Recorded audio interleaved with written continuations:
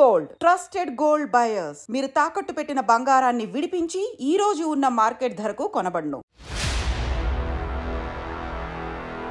భారత త్రివిధ దళాలు ఆపరేషన్ సింధూర్ను విజయవంతంగా పూర్తి చేశారు కాబట్టి ఇక పాకిస్తాన్ పూర్తి సంక్షోభంలోకి వెళ్లిపోయింది. సో ప్రతీకార చర్యలకు అయితే దిగే ప్రయత్నం చేసింది. ఇందులో ఘోరంగా ఓడిపోయిన పరిస్థితి. పాక్ ప్రయోగించినటువంటి క్షిపణులు, డ్రోన్లు భారత రక్షణ వ్యవస్థను దాటుకుని పూర్తిగా ముందుకే రాలేకపోయినాయి. పాక్ దాళ్లను భారత్ తీవ్రంగా ప్రతిఘటించింది. దేశ ప్రజలను ఆర్మీ క్షేమంగా రక్షించింది అని కూడా చెప్పొచ్చు. ఎలాంటి చిన్న ప్రమాదం జరగకుండా పాక్ దాడులకు సరైన జవాబులు ఇస్తూ వెళ్తోంది భారత సైన్యం. పాకిస్తాన్లోని ఆయా ప్రాంతాల్లో మోహరించినటువంటి గగనతల రక్షణ వ్యవస్థలను భారత సైన్యం అయితే లక్ష్యంగా చేసుకుని దాడులు చేసింది. సో లాహోర్లోని ఎయిర్ డిఫెన్స్ వ్యవస్థను భారత్ ధ్వంసం చేసేసింది. చైనాకు చెందినటువంటి HQ-9 రక్షణ వ్యవస్థల్లో డ్రోన్లు కావచ్చు, క్షిపణులపై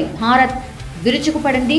పాక్కు చెందినటువంటి రక్షణ రాడార్లు, రక్షణ వ్యవస్థలను భారత్ లక్ష్యంగా చేసుకోగా లాహోర్లోని ఎయిర్ డిఫెన్స్ వ్యవస్థను పూర్తిగా ధ్వంసం చేసేసింది. సో ఆపరేషన్ సింధూర్ తర్వాత పాకిస్తాన్ భారత్పై ప్రతీకార దాడులకు పాల్పడుతూనే వస్తోంది. ఈ క్రమంలోనే దేశంలోని ఒక 15 నగరాల్లో పాకిస్తాన్ దాడులకు ప్రయత్నించింది. దేశంలోని 15 నగరాల్లోని మిలిటరీ స్థావరాలపై పాకిస్తాన్ దాడులు చేసేందుకు ప్రయత్నించింది. వాటిని భారత సైన్యం ధీటుగా ఎదుర్కోవడంతో పాకిస్తాన్ ప్రయోగాలు పూర్తిగా విఫలమైపోయినట్టుగా కూడా చెప్పొచ్చు. చైనాకు చెందినటువంటి BVR మిసైల్స్తో దాడులు చేసేందుకైతే ప్రయత్నించింది. సో భారత్లోని S-400 ఎయిర్ డిఫెన్స్ వ్యవస్థ సమర్థంగా వాటిని అడ్డుకుంది. జమ్మూ, శ్రీనగర్, అమృత్సర్, పఠాన్కోట్, పటిండా, లుధియానా, జలంధర్, చండీగఢ్, అవంతిపురా, భుజ్, ఫలోడీతో పాటుగా పలు నగరాలపై దాడులకు పాక్ ప్రయత్నం అయితే చేసింది. సో ఉగ్రవాదులకు ఆశ్రయం కల్పిస్తున్నటువంటి పాకిస్తాన్లో ఏమాత్రం మార్పే రావటం లేదు. ఆపరేషన్ సింధూర్ ప్రభావంతో ఎదురుదాడి చేసింది. అదే స్థాయిలో పాకిస్తాన్పై భారతదేశం అంటే మనం కూడా ధీటుగానే స్పందిస్తున్నాం. దేశంలోని కొన్ని నగరాలపై దాడులు జరిపే ప్రయత్నం చేసింది. ప్రతిగా పాక్లోని కీలక నగరాలపై ఇప్పుడు భారత్ దాడులు చేస్తోంది. ఇస్లామాబాద్, లాహోర్, రావల్పిండిలోని పాక్ సైనిక స్థావరాలే లక్ష్యంగా ఇప్పుడు భారత్ దాడులు చేసింది. S-400 ఎయిర్ డిఫెన్స్ సిస్టమ్స్తో పాక్ మిసైల్స్ను అయితే భారతదేశం పూర్తిగా నిర్వీర్యం చేసేసింది. సో చైనా నుంచి పాక్ తెచ్చుకున్నటువంటి HQ-9 క్షిపణి రక్షణ వ్యవస్థ పూర్తిగా నాశనం అయిపోయిన పరిస్థితి అయితే కనిపిస్తోంది. సో పాకిస్తాన్పై తొలిసారి ఇప్పుడు S-400 ఒక సుదర్శన చక్రాన్ని అయితే ప్రయోగించింది భారత్. అయితే వీటి ప్రత్యేకత ఏంటి అనంటే ఇప్పుడు భారత్ పాక్ మధ్య ఒక యుద్ధ వాతావరణం అయితే మొదలైపోయిన పరిస్థితి. ఎందుకంటే వివిధ ప్రాంతాల్లో ఉన్నటువంటి 9 ఉగ్రవాద స్థావరాలను లక్ష్యంగా చేసుకుని భారత్ అయితే మొన్న దాడి చేసిన నేపథ్యంలోనే ఇప్పుడు కుటిల పాకిస్తాన్ భారత నగరాలను లక్ష్యంగా చేసుకుని దాడికైతే ప్రయత్నం చేసింది. సో ఈ విషయాన్ని పసిగట్టింది కాబట్టే భారత సైన్యం ఆ ప్లాన్ను పూర్తిగా భగ్నం చేసేసింది. ఏకంగా పాక్ డిఫెన్స్ వ్యవస్థనే మన S-400 సుదర్శన చక్రతో భగ్నం చేసింది. ఈ S-400 సుదర్శన చక్రంగా కూడా నామకరణం చేశారు.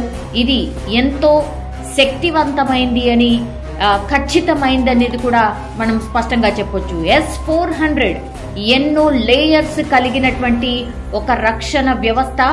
ఏకకాలంలోనే ఇది 400 కిలోమీటర్ల నుంచి డ్రోన్ కావచ్చు, ఫైటర్ జెట్లు కావచ్చు, బ్యాలిస్టిక్ క్షిపణులు సైతాన్ని కూడా ఇది నాశనం చేసేస్తుంది. అంతేకాదు ఏకకాలంలో ఇది 80 లక్ష్యాల్ని కూడా ట్రాక్ కూడా చేస్తుంది.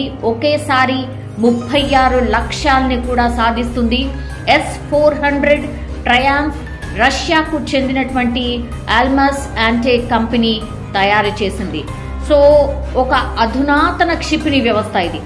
600 కిలోమీటర్ల దూరంలో ఉన్న లక్ష్యాల్ని కూడా ఇది సులభంగా గుర్తిస్తుంది, వేగంగా దాడి చేస్తుంది. 2018లోనే రష్యాతో $5.43 బిలియన్ల ఒప్పందంపై సంతకం చేసి భారత్ దీన్నైతే సొంతం చేసుకుంది. సో ఈ ఒక్క అధునాతన వ్యవస్థ మన మధ్య ఉంటే చైనా, పాకిస్తాన్ వంటి దేశాలు వైమానిక దాడులను కూడా భారత్ నివారించగలుగుతుంది. ఈ నేపథ్యంలోనే మొదటిసారిగా భారత్ ఈ S-400ను పాకిస్తాన్ యుద్ధాన్ని నేపథ్యంలోనే ఇప్పుడు పాకిస్తాన్ పై మన దేశం అయితే ప్రయోగించింది. సో పాక్ డిఫెన్స్ వ్యవస్థను మొత్తంగా భారత సైన్యం అయితే లక్ష్యంగా చేసుకుని దాడులు చేసింది. సో లాహోర్లోని ఎయిర్ డిఫెన్స్ వ్యవస్థను భారత్ ధ్వంసం చేసేసింది. చైనాకు చెందినటువంటి HQ-9 రక్షణ వ్యవస్థల్లో డ్రోన్లు కావచ్చు, క్షిపణులపై భారత్ విరుచుకుపడింది. పాక్కు చెందినటువంటి రక్షణ రాడార్లు, రక్షణ వ్యవస్థలను భారత్ లక్ష్యంగా చేసుకోగా లాహోర్లోని ఎయిర్ డిఫెన్స్ వ్యవస్థను పూర్తిగా ధ్వంసం చేసేసింది. సో ఆపరేషన్ సింధూర్ తర్వాత పాకిస్తాన్ భారత్పై ప్రతీకార దాడులకు పాల్పడుతూనే వస్తోంది.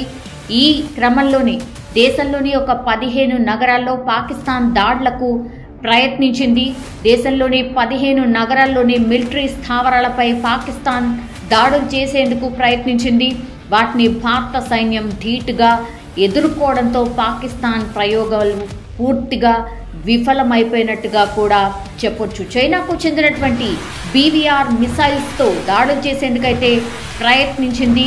సో భారత్లోని S-400 ఎయిర్ డిఫెన్స్ వ్యవస్థ సమర్థంగా వాటిని అడ్డుకుంది.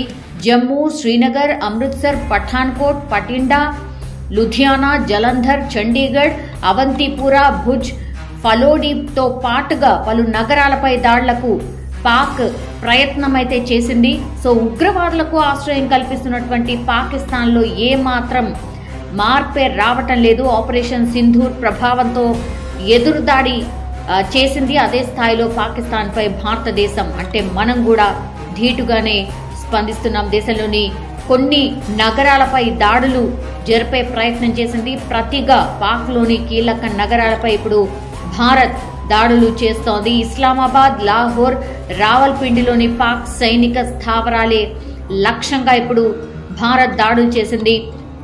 S-400 ఎయిర్ డిఫెన్స్ సిస్టమ్స్తో పాక్ మిసైల్స్ను అయితే భారతదేశం పూర్తిగా నిర్వీర్యం చేసేసింది. సో చైనా నుంచి పాక్ తెచ్చుకున్నటువంటి HQ-9 క్షిపణి రక్షణ వ్యవస్థ పూర్తిగా నాశనం అయిపోయిన పరిస్థితి అయితే కనిపిస్తోంది.